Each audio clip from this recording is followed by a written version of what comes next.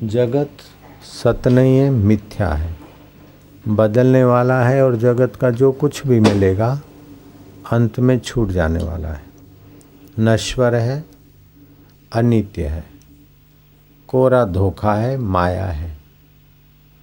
आज तक जो मिला, जो जाना, आज के बाद जो पाएंगे और जानेंगे सब खाक में मिल जाएगा।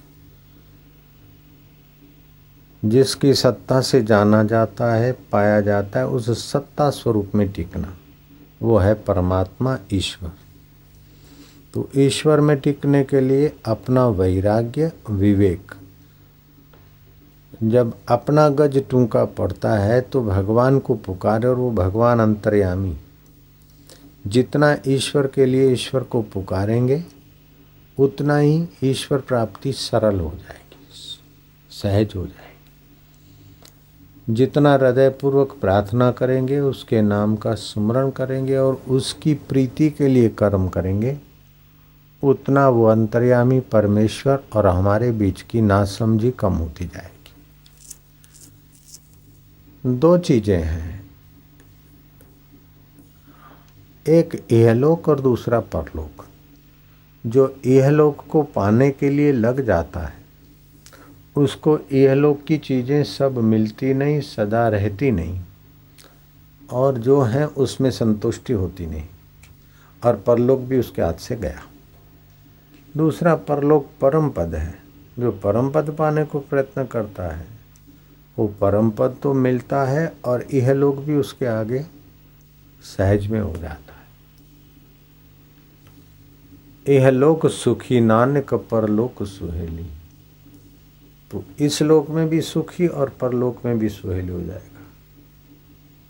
कितना सरल और सीधा सौदा है। एमए पढ़े, बीए करे, ग्रेजुएशन करे तो कम से कम 12 साल, 15 साल, 16 साल लगते ही हैं।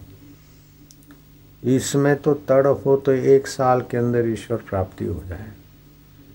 फिर कई ग्रेजुएशन किए हुए और कई पीएचडी किए हुए लोग भी तुम्हारा सलाह और आशीर्वाद से धनभागी हो सकते हैं। वो ईश्वरीय ज्ञान आपका, ईश्वरीय अनुभव आपका, ईश्वरीय सामर्थ्य हो जाए। 115 माला रोज करें। ओम ओम 3.5 घंटे लगेंगे बस। 3 घंटे, 3.25 घंटे लगते। नीच कर्मों का त्याग कर दे, ब्रह्मचर्य का पालन करे और प्रीतिपूर्वक ईश्वर को कहे कि प्रभु तुम कैसे हो हम नहीं जानते, लेकिन हम जैसे तैसे आपके हैं, हमें आपका परम पद का अनुभव करा है। देखते हैं विचार से तो ये संसार में अपना कुछ भी नहीं है। जब शरीर जल जाएगा तो अपना क्या रहा? मकान रहा या प्लांट रहेगा?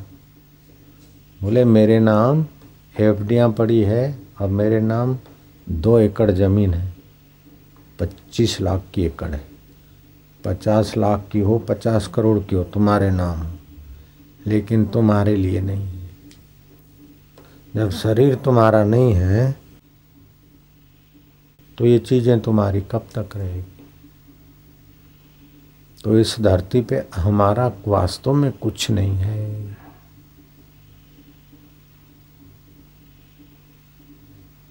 विचार करके देखो। जब शरीर अपना नहीं है, मर जाएगा, तो शरीर के साथ जो दस्तावेज हैं या जो शरीर के नाम की प्लांट है या प्रॉपर्टी है वो कब तक आपकी? शरीर अपना नहीं है, पंचभूतों का है, शरीर मर जाएगा। तो मेरा संसार में कुछ भी नहीं है। जब शरीर अपना नहीं है तो बाकी क्या चीज़ आपकी रही? अब ये चाहो कि मुझे अपने लिए कुछ नहीं चाहिए, क्योंकि जब अपना कुछ नहीं है, शरीर भी अपना नहीं है, तो अपने लिए कुछ नहीं चाहिए। और मैं जो बेवकूफ़ी से बोल रहा हूँ, ये हाथ उठता है, पैर चलता है, मैं चल रहा हूँ, मन सोच रहा है, मैं सोच रहा हूँ, वास्तव में मैं कुछ नहीं, बस जो कुछ है तेरी सत्ता है, तू ही है। ऐसा करके शांत होते जाओ। भगवान क्यों नहीं मिले? वास्तव में भगवान ही है, भगवान की सत्ता है और भगवान में से ही तुम्हारा मन स्फुरित हो रहा है। इतना सरल है, लेकिन तड़फ नहीं होती और जगत की सत्यता नहीं मिटती, इसीलिए ईश्वर प्राप्ति कठिन लग रही है।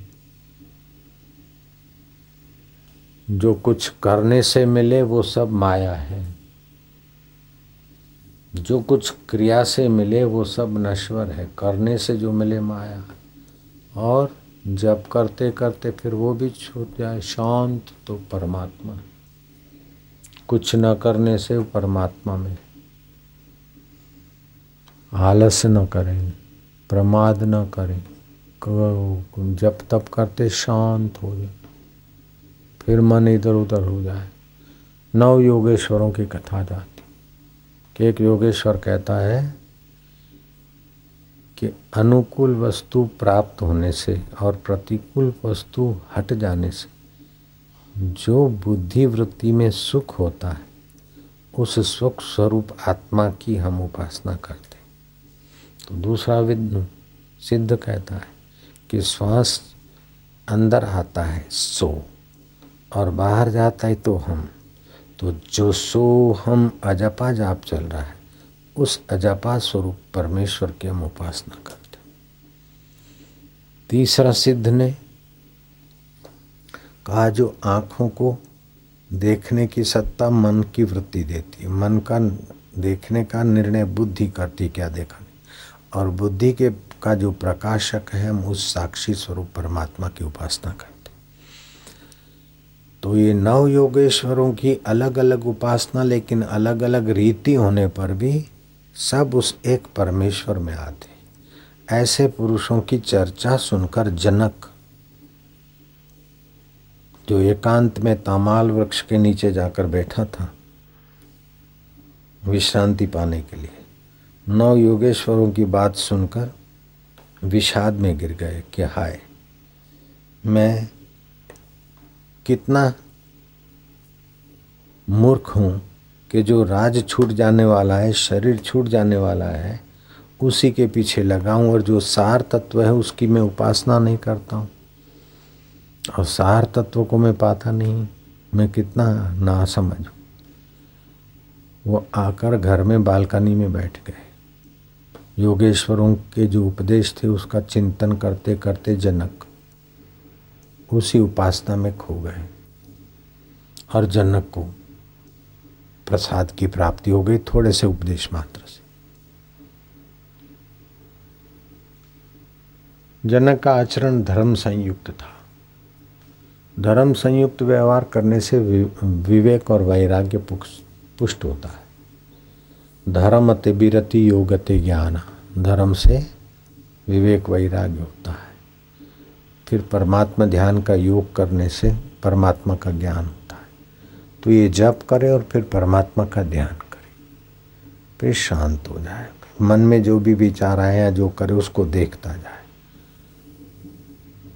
तो इतनी ऊंचाई तक पहुंच जाएगा कि वो ग्रेजुएशन वाले भले 12 साल 16 साल करते रहे, तुम 12 महीने में उससे बहुत आगे निकल जाओ।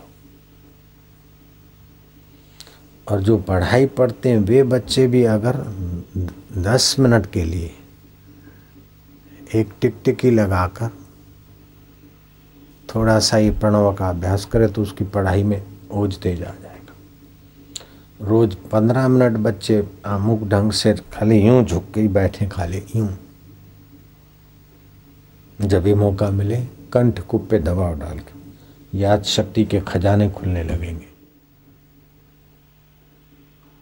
वशिष्ठ जी महाराज कहते हैं कि बाल्यकाल से अगर अविद्या के संस्कार न पड़े, गलत संस्कार न पड़े और सीधा आत्मज्ञान का उपदेश दे तो शीघ्र परमात्मा प्राप्ति हो सकती। विवेकानंद कहते थे कि 1 लाख आदमी में अगर एक व्यक्ति को भी आत्म साक्षात्कार हो जाए, कर ले, तो पृथ्वी स्वर्ग में बदल जाएगी। एक ब्रह्मज्ञानी से कितने लोगों को शांति, सच्चाई और स्नेह और पवित्रता आ जाती। तो लाख आदमी में एक ब्रह्मज्ञानी, तो 30 लाख की बस्ती है अहमदाबाद में। अगर 30 विवेकानंद होते अहमदाबाद में या 30 नानक होते तो क्या हाल होता। बड़ौदा में 20 लाख की बस्ती है, तो 20 नानक यहाँ वशिष्ठ जी बड़ौदा में होते। सूरत में 25-30 लाख की बस्ती, 25 लाख की, सूरत में 25 होते, बॉम्बे में, और दिल्ली में 1 करोड़ की बस्ती और 100 ब्रह्मज्ञानी दिल्ली में होते तो दिल्ली कैसा हो जाता। एक ब्रह्मज्ञानी दिल्ली में 2-4 दिन आते तो रंग आ जाता है। अगर 100 ब्रह्मज्ञानी दिल्ली में ही रहे, 30-40 अहमदाबाद में रहे, 25 बड़ौदे में रहे,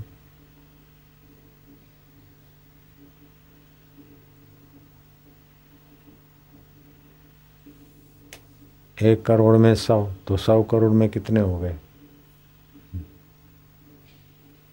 1 करोड़ में 100 ब्रह्मज्ञानी, तो 10 करोड़ में हो गए 100। 100 करोड़ में 1000 ब्रह्मज्ञानी। 1000 ब्रह्मज्ञानी देश में हो तो देश कहाँ पहुँच जाए। लाख आदमी में एक, तो 100 करोड़ में 1000 हुए। हाँ बात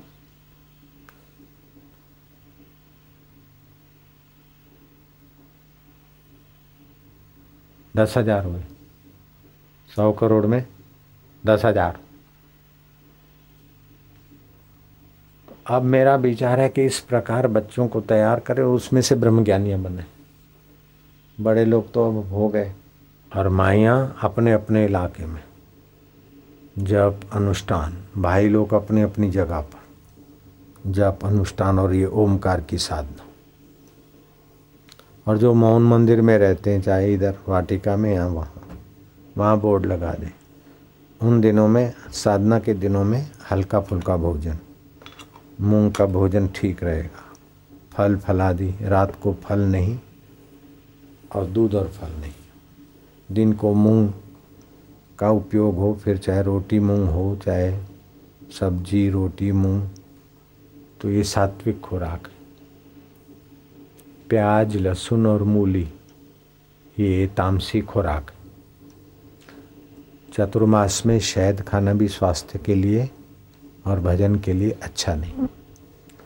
तो बस जो सार बातें हैं उसका आश्रय लेके जल्दी अपने को सुख दुख में सम रखो, कर्म करते रहो तो कर्म योगी हो जाओगे। प्रीतिपूर्वक भगवान का स्मरण करो तो आप भक्ति योगी हो जाओगे। और संसार नश्वर है और मेरा सोहम स्वरूप आत्मा ही शाश्वत है, आप ज्ञान योगी हो जाओगे। तो ज्ञान मार्ग, भक्ति मार्ग, कर्म मार्ग। कर्म मार्ग में समता की मुख्यता है, भक्ति मार्ग में प्रेम की मुख्यता है, ज्ञान मार्ग में विवेक वैराग्य की मुख्यता है। जिसको प्रेम करना आता है वो प्रेम मार्ग में जाओ, जिसको कर्म करने की रुचि तो समता करो, अपने स्वार्थ बिना कर्म करो।